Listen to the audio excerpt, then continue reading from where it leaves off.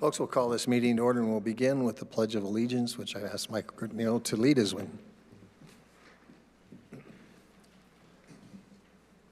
I pledge allegiance to the flag of the United States of America and to the republic for which it stands, one nation, under God, indivisible, with liberty and justice for all. Thank you for everybody that has come out this evening. I'd like to excuse Margaret Gobby. She couldn't make it this evening. First items on the agenda are some recognitions, which we do on a monthly basis. I'm going to turn that time over to Dr. Wright for those recognitions. Thank you, Mr. Merrill. We'll start with the students of the month, and we'll go in order from the elementary school, and then Mrs. Hoffmeyer, and then Mr. Webb. Perfect. Our student of the month is here tonight. It is Miss Lila Henry. Come on down.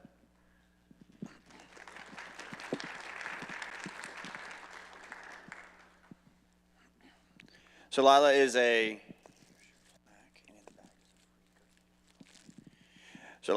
sixth grade student at the elementary school. She is in Miss Alakay and Mr. Wagenfear's class. Ms. Alakay nominated Lila for Student of the Month, and she said Lila is an outstanding student who consistently demonstrates a strong work ethic, a bright mind, and a willingness to help others. Her enthusiasm for learning is evident in her eagerness to explore new concepts, and she goes above and beyond to support her peers in understanding them well also. So we're grateful to have Lila on campus.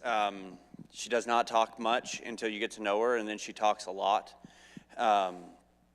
So, like I said, very deserving, Lila Henry.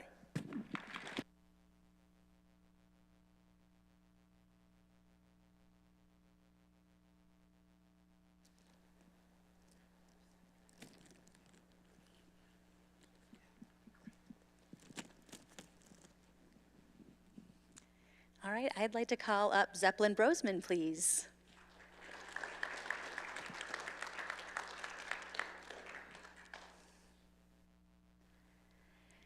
Zeppelin is a seventh grader on our campus, has been just an incredible addition to our school.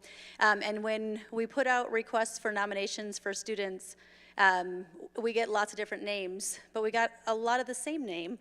And it was amazing. I think this month might be the most I've ever had written about a student and sent in. So I just want to read a little bit of what some of the teachers said about Zeppelin. Zeppelin is an awesome student. He is respectful to others, has a great work ethic, continues to ask questions if he doesn't understand something. He's friendly, kind, and caring. He's an exceptional young man who sets his own goals and pushes himself to achieve them.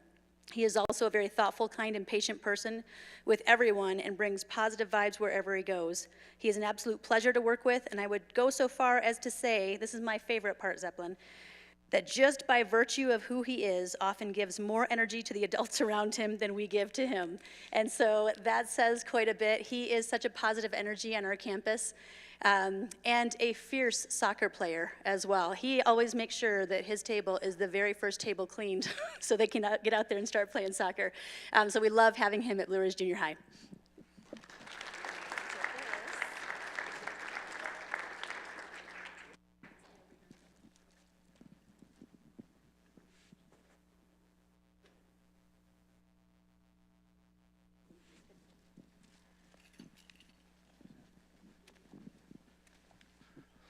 All right, the high school's turn. Kaylin Indian, come forward, please.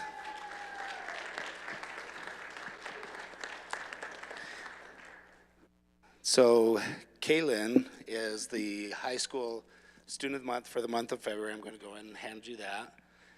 And read a little bit about Kaylin. So she's a student of the month for February. We've seen Kaylin grow over the last 2 years. She's joined the pickleball team last year and was part of their championship season. And she's also stepped up to help out with student council, newly reinstated Blue Ridge High School Indigenous Society organization. She has taken honors in AP classes and currently has a 4.0 weighted GPA. This year, she made a larger leap into challenging herself by applying and being accepted to study with the School for Ethics and Global Leadership in Washington, D.C. This is what the staff said about her journey with them during this first semester. Kaylin is a quiet soul with a heart of gold, whose kindness shines through in everything she does. She attended the School of Ethics and Global Leadership. a prestigious institution known for its rigorous curriculum. During her semester at Siegel, she not only excelled in Spanish, but also developed her skills in global leadership, gaining valuable insights that she has eagerly shared with her peers after she came back to Blue Ridge. Her experiences at Siegel have profoundly shaped her worldview, reinforcing her commitment to making a positive difference in the world. And we're super happy for Kaylin and the experience that she had, and that she's willing to share that with all of the other students here at Blue Ridge. So thank you, Kaylin, and congratulations.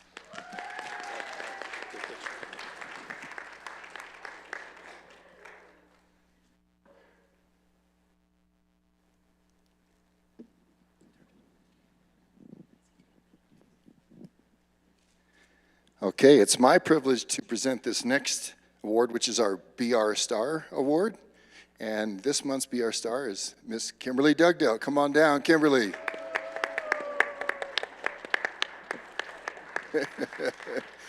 Straight 10s across the board, that's what they said. Kimberly, in addition to being, where are you going? She's got energy, she's got a lot of energy. Okay. Kimberly, in addition to being preeminent in her field, an example of that is she was elected as the Arizona School Business Officials Treasurer this last year. That's a statewide and a nationwide organization in which she and I participate. Kimberly has a lot of energy. She also, above her acumen in business and as a CFO, she's an outstanding human being. She's fun to work with. She's done an outstanding job of making sure our resources are maximized, and then we put them to the classroom and to our students and closest to where the great work is happening. And so she's been a joy to work with. I think it's been almost 3 years, and she's the finest CFO I've ever been around. Kimberly, thank you very much. I'm going to take a mic. So I want all our team to come up so that we can take a picture together with you. Okay, sounds good. I'll put this here. Thank you, everyone. I couldn't do it without my team, so I didn't know they were going to have sports on it. Oh, and it was neon days today and shiny days, so.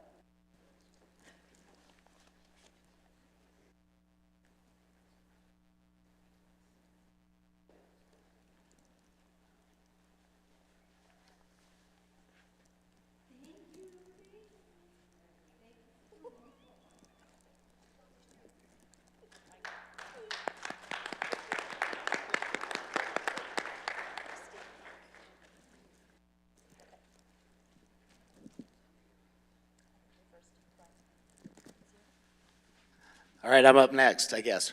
Mr. Watcott, could we have Mr. Watcott come forward? So I will start this off by saying I'm a little biased as I present this award, but I'm going to put my bias aside. Come on over so the board members can see it too. So Mr. Watcott, he's actually teaches at the high school and the junior high, so this is a shared teacher that we have between myself and Mrs. Hoffmeyer.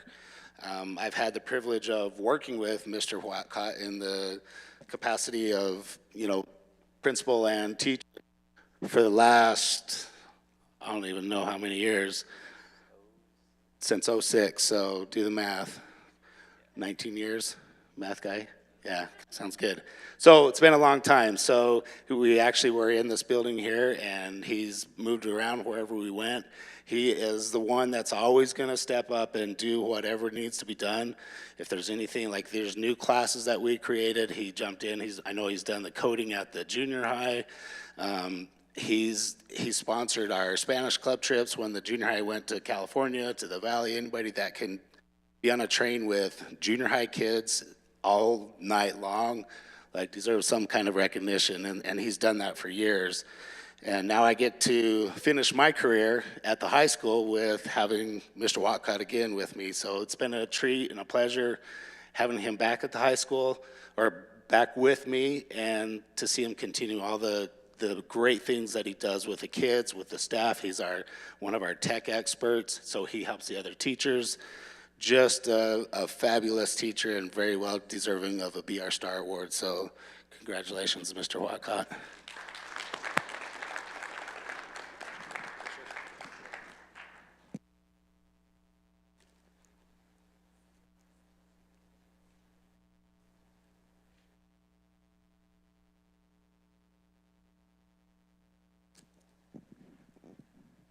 for those of you that don't know, he's my nephew, so that's why I'm a little, so he doesn't call me Uncle Lauren at school, and Chance too. There's another nephew, great nephew. Thank you. And we have another Teacher of the Month award for Mr. LaFrance. So Mr. LaFrance, could you please come forward?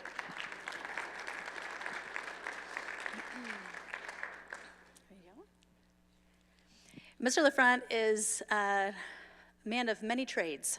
He can do so many different things, and he's been game for everything that's been asked of him, and so coding and robotics and engineering, and he's running our Fab Lab like a champ. He's got so much going on out there. The Star Wars solar car, if you haven't seen it, that is something to see, and hopefully we can display that pretty soon. But he is constantly getting our kids engaged in innovative competitions and getting Blue Ridge recognized for a lot of different things, and so we're so grateful that he has taken on that role and all of the different roles that he is doing at the high school and the Fab Lab. And so, Rob LaFrance, thank you. And we'll get a picture.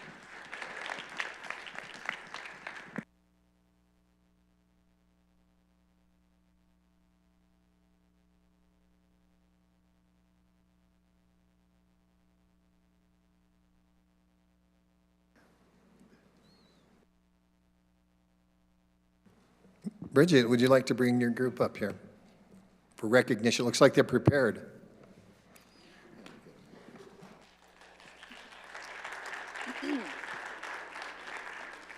Okay, good evening. I'm grateful to be here. Dr. Wright and President Merrill and the board, thank you for inviting us here. So I'm Bridget Blake. I'm the FBLA advisor, and FBLA is a student-run organization. So I'm actually going to turn the time to Jack so he can take this. We like to take opportunities for our students to lead. So I'm going to turn the time over to Jack.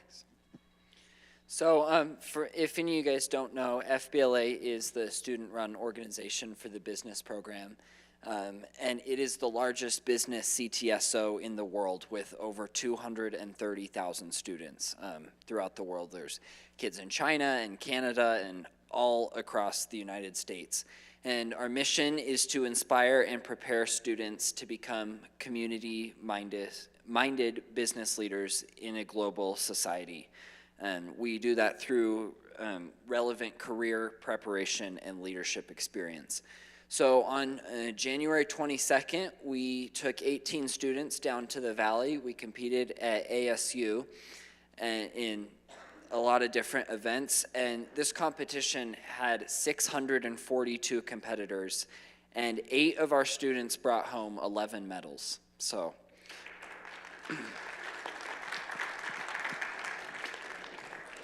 we thought that was pretty cool. Diari Ivans placed first in computer applications. Jesse Stroop placed first in human resources management. I placed first in client services and future business leader. Candace Cabrera placed second in intro to business communication. Ellie Lawler placed second in intro to parliamentary procedure. Gianna Girardi and Elliot Woods both placed third in broadcast journalism. Cooper Flake placed third in future business educator. And Elliot placed again third in intro to FBLA. And then we also had a second place award that we did down there for the whole chapter. That was business graphics, and Jesse Stroop and Aspen Misolela did that for our chapter.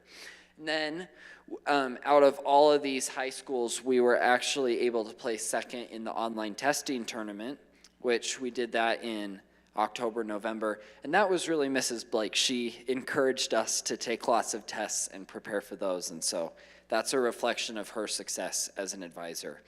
And upcoming April 1st through 3rd, we'll be traveling down to Tucson, and we're taking 13 members, and we'll go up against all of the high schools in the state, so we're excited for that, and expecting to have a few national competitors, so we'll probably see you again if we need to travel out of state, and we're grateful for your continued support of FBLA.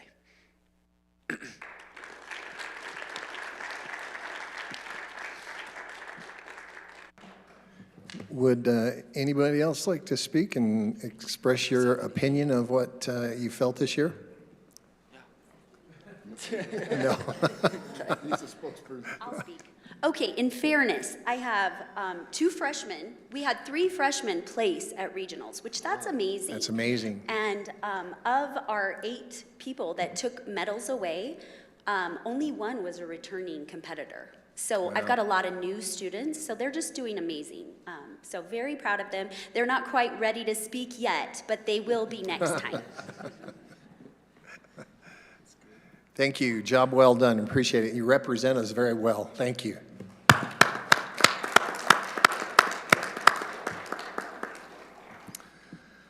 All right. Looks like the next item on this agenda is the consent agenda. So are there any items in the consent agenda that you'd like to take out, or any questions or comments about anything from 2.1 to 2.6?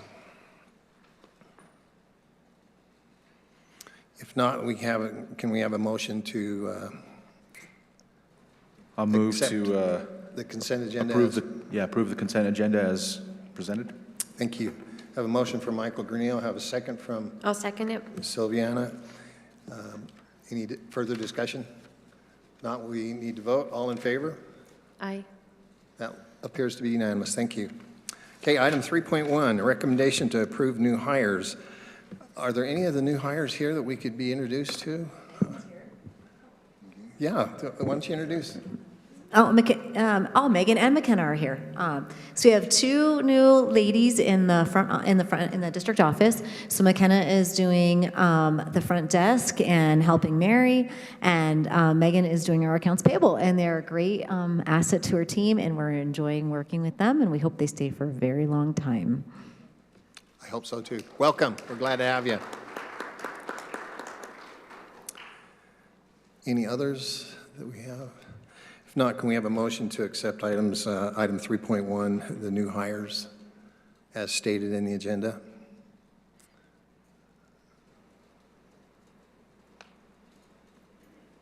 I move to recommend the new Okay. hires. I have a motion from Sylviana. I have a second from Michael. All in favor? Aye. That also appears to be unanimous. So, item number 3.2, a recommendation to approve early graduation for one of the high school students.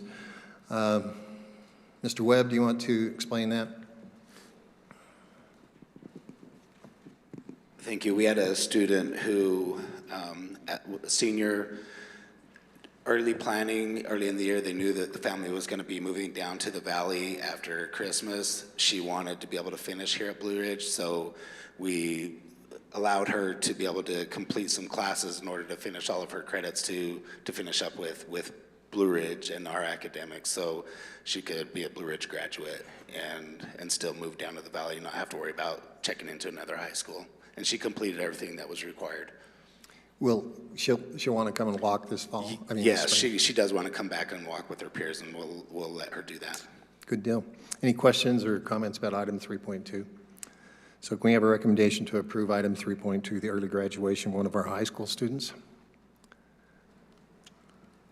I will recommend to approve early graduation for that high school student. That's pretty awesome. Thank you. Can we have a second? A second. Second from Sylviana. All in favor, say aye or raise your hand. Aye. Raise my hand. Thanks. I'm just making fun. All right. Thank you. That also appears to be unanimous. Item 3.3, recommendation to approve out-of-state travel for coaches to attend the Glazier Coach Clinic. Dr. Wright, or would you like Mr. or Kimberly or Dustin, our AD, is or here. Dustin If you'd like to Clough? speak to that. Would you come and Mr. explain Clough what's can going come. on there? Thank you. Thanks for having me. So one of the professional development things that we offer for football is Glazier is a renowned business that runs across the United States. And they put coaching clinics throughout several major cities from the period of like February through late April for coaches to go and receive professional development opportunities. So we provided ways to where we work for the Glazier company to pay for our rooms and our food so we can be there. We introduce speakers, we set up technology, we interact with other coaches. We're able to sit in on these and get CEU credits. We'll be able to get 24 seat hours throughout the course of Friday and Saturday and Thursday evening. So something that we do, we try to offer for our coaches. Any questions on that? Any questions or comments? I think it's a great idea, especially not having to pay. Yeah, free is good.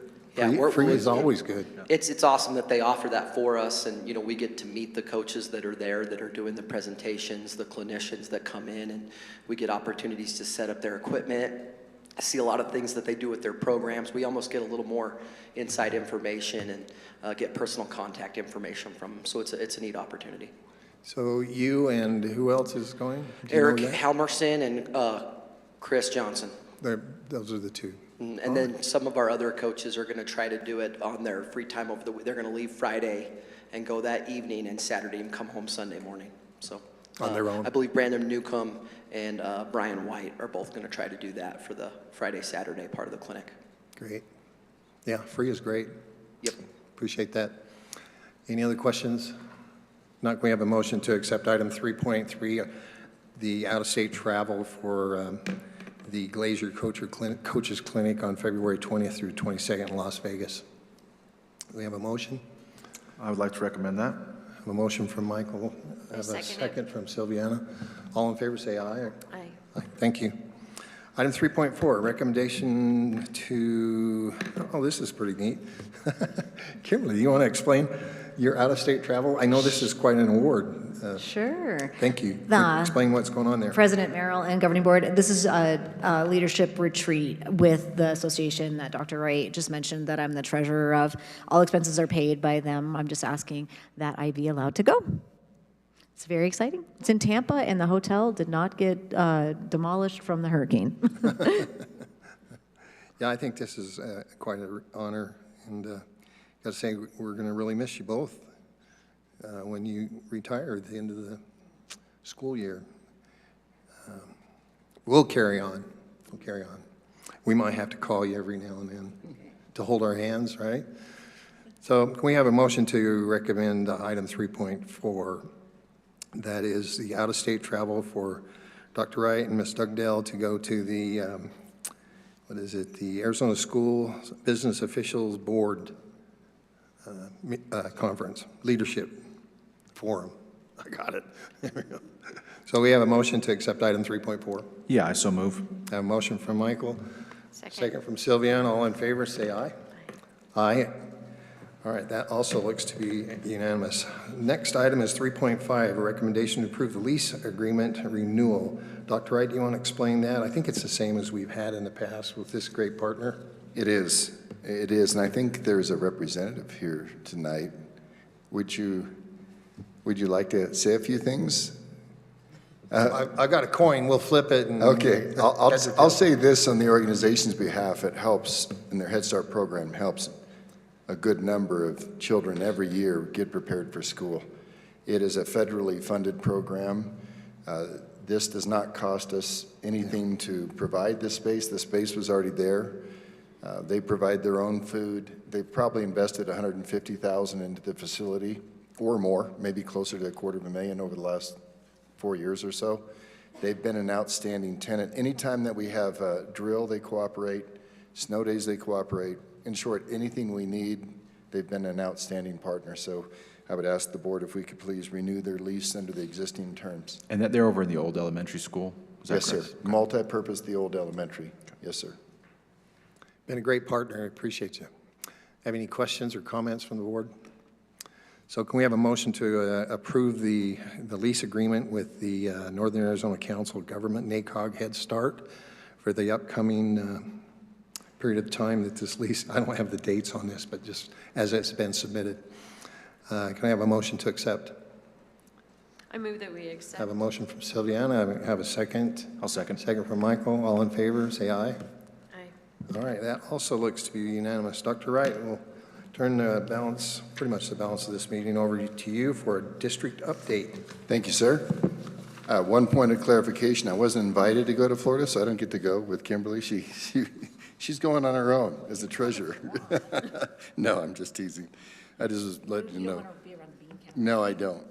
Well, you're my favorite bean counter, though, but several thousand of them, it's too much. So a couple of things that we have just generally in the district update.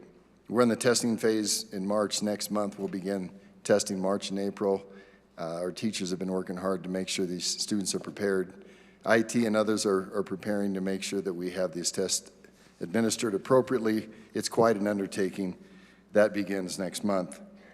Spring break will be the 10th through the 14th. The district office, as always, will be closed during that time. And we have spent significant time with local and, I would say, local and county law enforcement and fire departments preparing for a wildfire event. And so we've kind of landed on 3 different types of status that we would operate under. One is if there's a clear danger in our region, and it's very likely to make it to our campus, we're going to go on our ITM schedule. We won't congregate. We won't have kids come to school, and we'll do ITM as long as it's needed. Hopefully that'd be a fairly short duration. The next status would be we arrive at school, everybody gets settled in, and the fire begins, and it's close enough that we're worried. We do an early release, and that would be in orderly fashion. It'd take us about an hour and a half, hour and 45 minutes to perform and to execute that fully, to get kids home. That's the second option. The third would be there's not time to evacuate. There's not time to have an early release.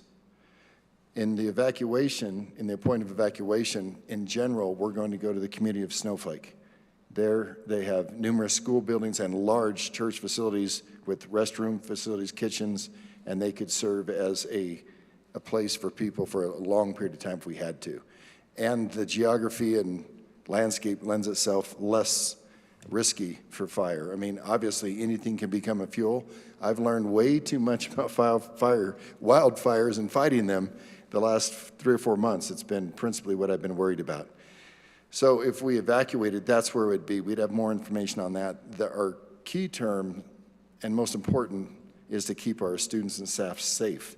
The fire department felt confident that if we had to shelter in place and there wasn't time to dismiss or to evacuate, that the junior high is the safest facility, all things considered. There's a bit of a natural barrier there. There is a large forest in the back, but it's a block construction, and there's not immediate foliage around it. We're reducing a couple of trees that are near that, kind way to say we're taking them out.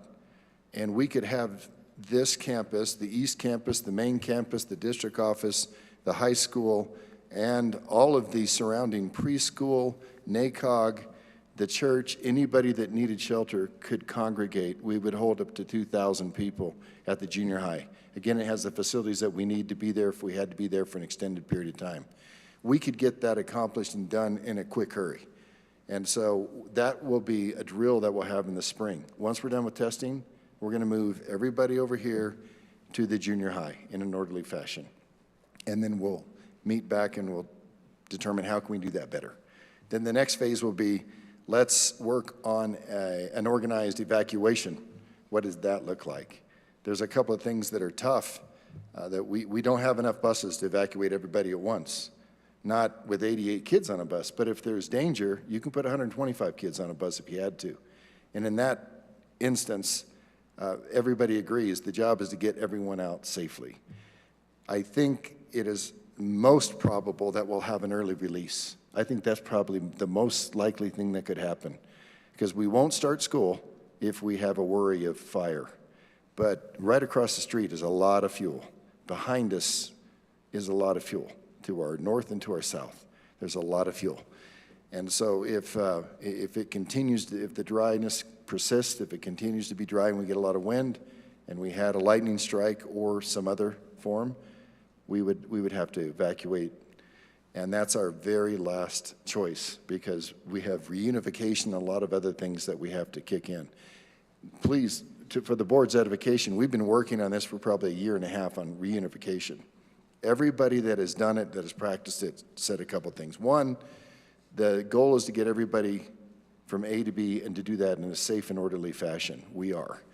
We have identified that we need additional supports for our exceptional students. Megan's been working tirelessly to formulate a plan to make sure we have all the students identified and the level of support required for each student. Some students will require 3 or 4 adults a couple of whom are strong enough to lift the student and transport them physically.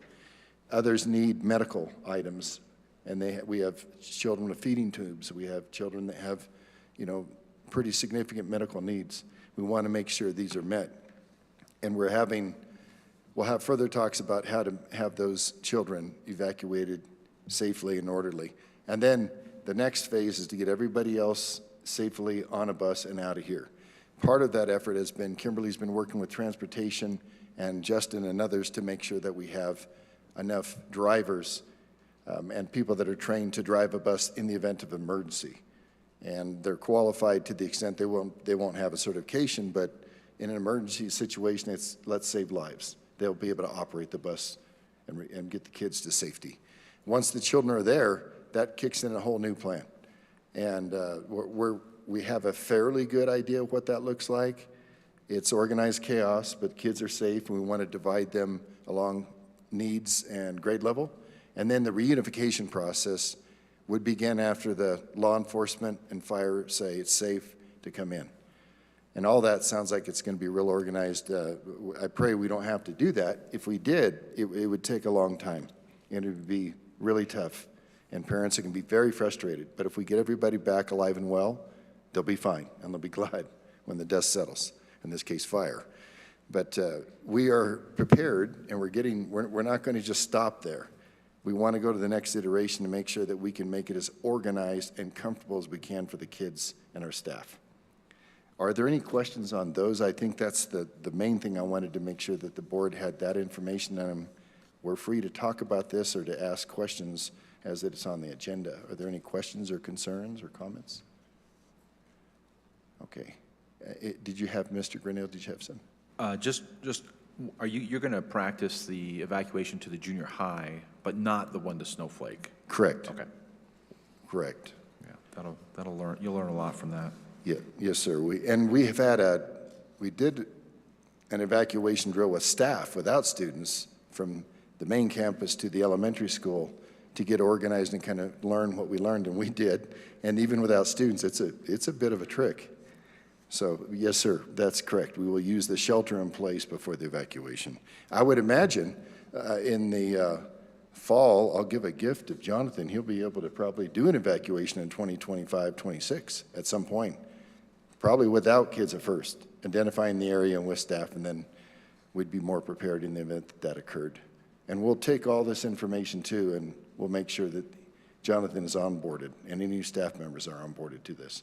On the 4th of April, Jesus Villahermosa is going to come back. I know Michael's had that training. Many of the staff members out there has had Jesus' training before. He's an exceptional presenter. We'll post a possible quorum, which invites the board to come without any worry of violation of open meeting laws if you'd like to participate. It's a very engaging 3.5 or 4 hours. He is the best presenter I think I've ever been able to see or participate in the crowd. He does a great job. That will be at the church, and the church, by the way, provides that space at no cost to us, and they're terrific partners, and we'll have that on the 4th. That evening, we may have a community meeting. In the past, we just haven't had those very well attended, but because of the fire season, we might actually get the participation. Our firefighters and law enforcement has invited us to have a community meeting to just share information and say, please, please, if we're in evacuation, please do not rush to the school.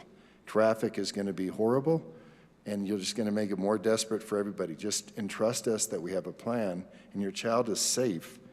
Where they become less safe is when they just start driving home and taking off and not even sure where the fire is. Or in the event of any kind of critical incident at any of the schools, truly the worst thing to do is for a parent to get in their vehicle and rush down there. It's the first normal response, but that's where the teachers' training and the staff, their training kicks in. And these are people, without an exception, that will risk their life to protect children. And those kids will be protected and taken care of. That I know. I just know that about educators. And so that is the safety focus that we'll have in the spring. We also, yes, sir? Yes, thank you, Kimberly, for pointing out. Our safety School safety officer, safety resource, SSO. For 8 years, we've been making an effort to acquire a school resource officer. We've had the grant twice and couldn't hire the person. That hiring process is a participation between the district and the city or the town. The town hasn't been able to find one. Now we actually have a resource where the state allows off-duty officers to work and for the grant dollars to be used for those officers. That is a blessing. We have 3, and so we'll have, and we have had a presence at each of our schools, and it is, in addition to the other things that the town does, by the way, on the passing periods before and after school, and a presence during the school. They're not here always because there's a problem. Normally they're here because I've told them, anytime you can park and do paperwork or come over, please come in. So we've partnered very well with the police department locally. But this grant, an effort through Kimberly and her team, will allow us to have these officers and provide another level of protection and first response. Are there any questions with that? I think it's a good thing. Yes, sir. I don't have any other items, but if there's anything that I left out that anybody would like to ask a question, I would say as a general update, go ahead, Mike. I just have one, is it the same SSO and SRO at the schools? Did they stay there the whole year? Or do they rotate through? So when it's an SSO, it's an off-duty officer. Right now, we've only had officers from Apache County and Navajo County. They're the people that have contracts with the the Arizona Department of Education. But they're pretty much the same people, but they're not always the same people. They kind of rotate through because they're working on their off day. This is overtime for them. But it sounds like we talked about it this morning. It's essentially the same officers over and over and over again, which is great. If we do get an SRO through Pine Top Lakeside PD, that will be the same person. They are working on that now diligently, but in the meantime, we'll have these essentially revolving officers. I've got great feedback from the principals about how they're interacting with the students, and the junior high kids really like it. Yeah, that was the reason. I mean, if they have relationships with the students, then they know if something's off or something like that, so, yeah. Incidentally, Mr. Grinnell, the presence of our law enforcement officers has been consistent enough. The older kids are fairly much aware of who they are because they've seen them around on campus. And those that have been assigned to work with our students, with our staff, they really are exceptional humans. I mean, you read in a very, in a real rare incident where the officer didn't step in and protect these children, these officers would. They're amazing. They're amazing people. And our principals have worked very closely. I want to commend Chief Dan for his help. Chief Barnes has just done an exceptional job of getting us resources, and so have the officers. They make every effort to get out here and provide help for us. And they cooperate we have large-scale events. They're always here. So the town's been a very good partner in this aspect of our support. I just wanted to bring that to the board's attention. And that concludes my report, Mr. Merrill. Thank you. I know this isn't on the agenda, but I'd like kind of an update on spring sports, if we're having good participation in baseball, track, softball, if we're having good student participation this year. So yesterday was our first day, February 10th. We start competitions coming up here the last week of February. We actually start track meets and baseball games. Our baseball softball scrimmage is actually next week against Payson.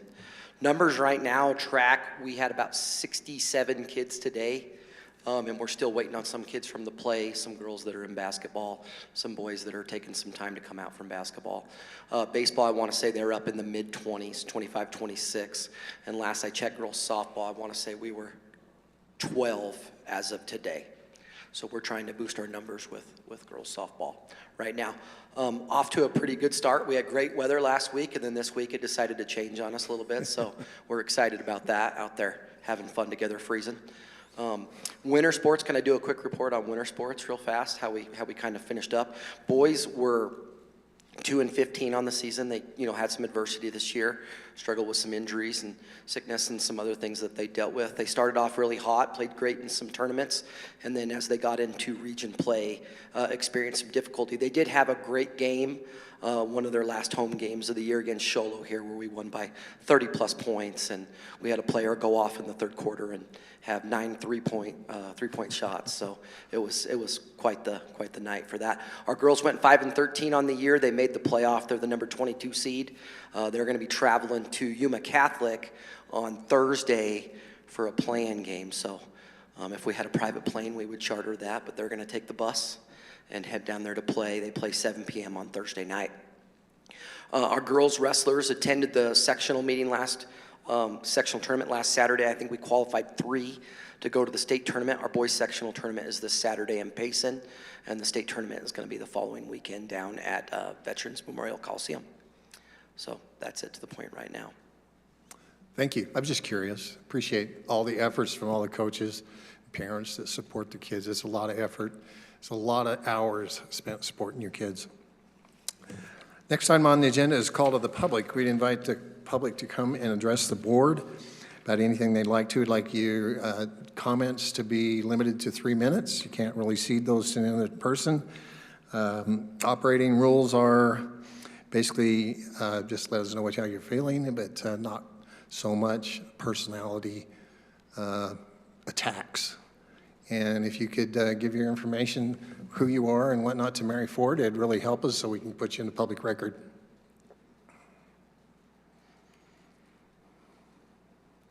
We have a taker today. Thank you. Hi there, I'm Rachel Thompson. I'm one of the advisors with the Blue Ridge High School Student Council. And we are just wondering if we can have a recommendation to approve 2 fundraisers through Blue Ridge High School Student Council. One of them would be Splash a Senior. And then that would be, so for example, I have Brooklyn in the back. She's one of our seniors. Maybe I want to go and splash Brooklyn towards the end of the year. We would have 4 different size buckets.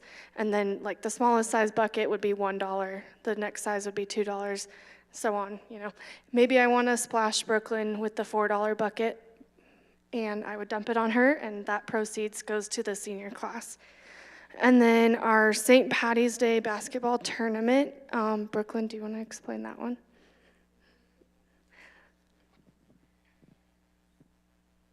This one would be soon, next month. Yeah. Hi.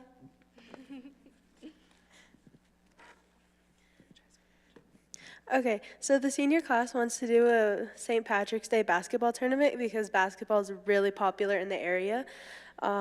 It would be March 15th through the 16th, and it'd be in the high school main gym and small gym. We would have a men's division and a co-ed division, which is men and women playing together. 10 teams per division, 12 players max per team, $200 team entry fee. It'll be a double elimination bracket. And then we have prizes for the championship team and the runner-up team, and prizes for the MVP player and the alternate. Can I ask who's going to ref your games? Can I help out just a second? So the board can't address you because it's called the public, and they can't take any action on any of the requests. If you're just kind of pushing information and saying, hey, heads up, this is coming, that's fine. What you'll need to do is get that information to your administrator and let them get that to us as soon as they can, and then we'll review it to see if we can, if it works, and then we'll take it to the board on the 18th. If you have a time-sensitive item,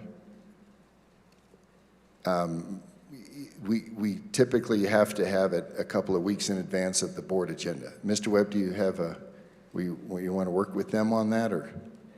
Yeah, definitely we'll work with them. Okay. There were a couple that we'll have to look back because there were a couple of fundraisers that were missing from our list here. So that's, I think, the ones that they're prefacing. Yeah, correct. So we're going to have to dig into it and see what happened with those couple fundraisers. Okay.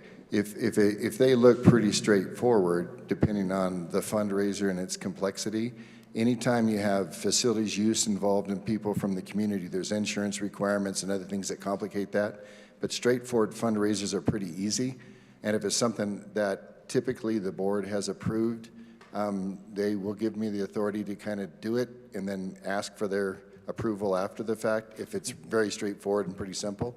But if it's complex, you're probably going to have to wait and present it to the board and give us time to do the research. Thank you. We would love to have engaged in a conversation, but legally we can't, so next month. But I'm sure there's a way to work around that if you work with the administration. Any other items that would like to come before the board in a call to the public scenario? All right, if not, just an announcement that our next board meeting will be March 18th at 5 p.m. Any questions from the board? Anything from the board that you would like the superintendent to address in the next board meeting or anything like that that you'd like to inform Dr. Wright or Kimberly that we'd like to address? I already spoke with Dr. Wright, but maybe just and I don't know if we need to do this in this meeting or not, but just to talk about a possible work session. We can put that on the agenda for Yeah. next to talk about the timing and have a discussion. Yes, sir. Thank you. We'll put Items that on. that you would like to put on the agenda next time. This is perfectly okay to say, hey, let's do a work study or something like Okay. that. And we'll discuss that in the next board meeting, once it's on the agenda. Okay. Anything else? You're not going to talk about our trip to Hawaii? You're just going, what? That's a joke. For the record, that is a joke. So, if nothing else, can I have a motion to adjourn? A motion from Bridget to adjourn. Have a second? Second from Michael.